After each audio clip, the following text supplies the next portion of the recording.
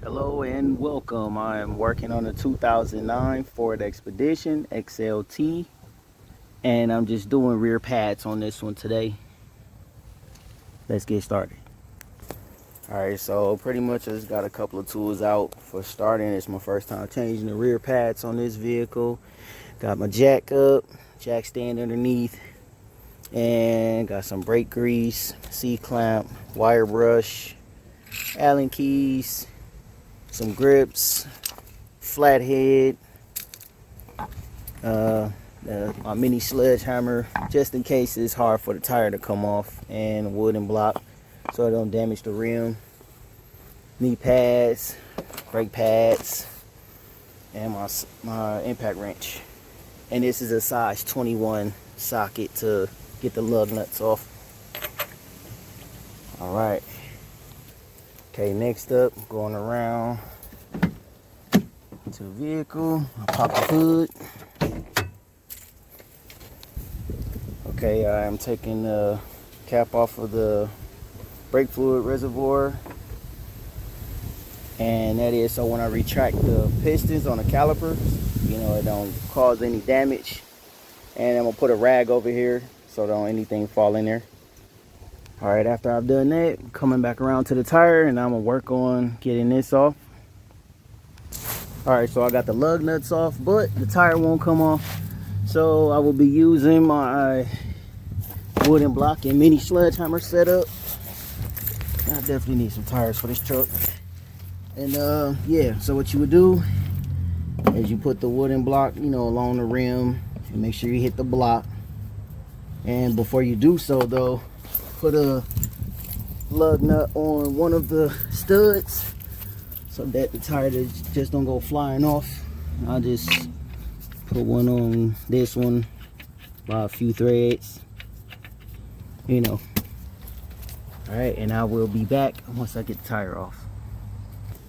All right, so on this part, pretty much I'll be using my C-clamp to retract the piston on the caliper. Is almost fully extracted right there. So once I get that in there, after that I'll be using the flathead. Well, I can actually do that part now. Pop this off. That's one, and should be another one right here at the bottom. Oh, that one not even on there. Let's see what we got in here. All right, so I got the light now. Looking at it, it looks like we got another setup to where you need a hex bit to get inside of there to loosen that. But what I'm gonna do is use the Allen key setup. Just gotta find the right size. All right, since this size was much easier to find, I pretty much just got my socket wrench and put on there. Don't forget it's a size 7mm. It fits in there perfectly. And yeah, so after I get this top slider pin off, and then I'm gonna work with the bottom one, and this caliper should be ready to come off. And don't forget, I will show you the setup pretty much to where you use a bungee strap to hang it up so you don't have any stress on the brake hose.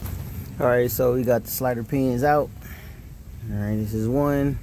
So pretty much I'm just gonna wipe all this stuff off and grease it up. Got the caliper off. All right, and those are the old pads. I'm gonna get ready and put the new ones on. All right, so on this part, I'm gonna use the wire brush, brush some of this grime and rust off. And also on the caliper as well. It's a lot of dirt and everything. It's a lot of buildup. Clean that part off. I got some brake clean. After I get it cleaned up, I will be back to show you guys how I put in the brake pads. All right, I am back. Got the caliper pretty much cleaned off. Pretty good. All right.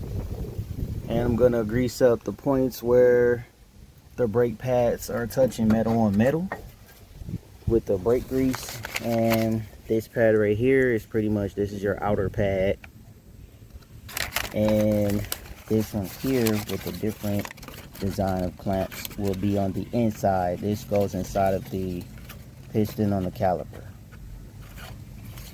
All right, now we'll, after I grease it up, I'm gonna pretty much show you the setup, how it's supposed to go inside of the caliper. All right, so here is pretty much the setup with the pads.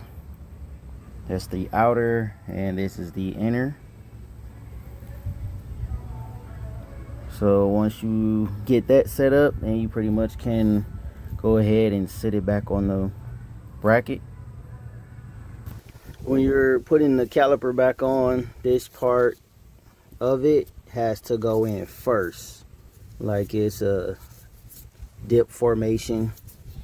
Put that in and everything else just kind of falls into place. All right, from here I'm going to go ahead, clean these pins off, put some grease on there, and put it back together. All right, so on this part, pretty much I'm just putting the slider pins back in.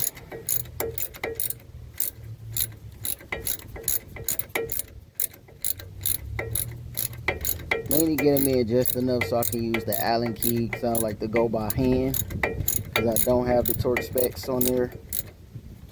You know, that way I don't overdo it and end up stripping this pin inside of here with this this hex bit, because that can happen. You can also end up stripping it with the Allen key as well, but I kind of got a better feel by hand. This part is just to kind of speed up the process.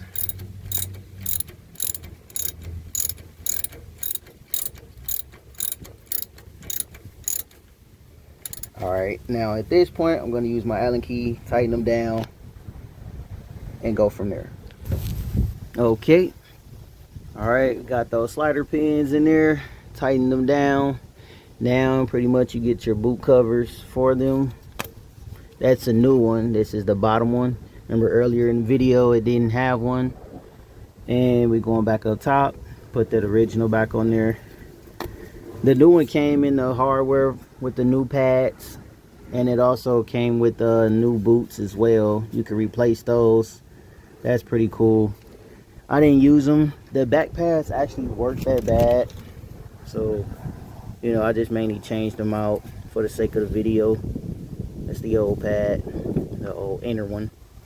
And yeah, the old outer one, not too bad.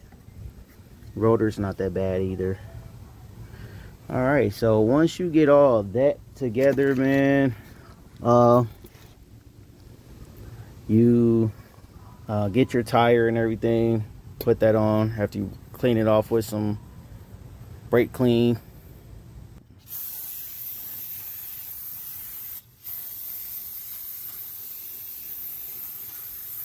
All right, once you get your tire back on, pretty much tighten them up in the star sequence pattern. So it's 1, 2, 3, 4, 5, 6, and you tighten it to 150 foot-pounds. Okay, all right, we got the tire on there. So after you do that, you will let the vehicle down with just enough weight on the tire so that you can tighten it to those torque specs that I told you about. Okay, coming back up to the front, don't forget to put that cap back on. And after you do the opposite side of whichever first side you started on with those rear pads, don't forget you do everything the same on the opposite side. And once you do that, pump those brakes. All right, so pretty much got everything torqued down. I will finish letting the vehicle down. All right, and at this point, you know, do everything to the opposite side of the vehicle.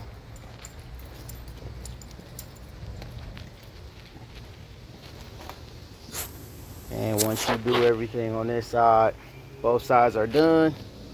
Yeah, don't forget to pump those brakes, man.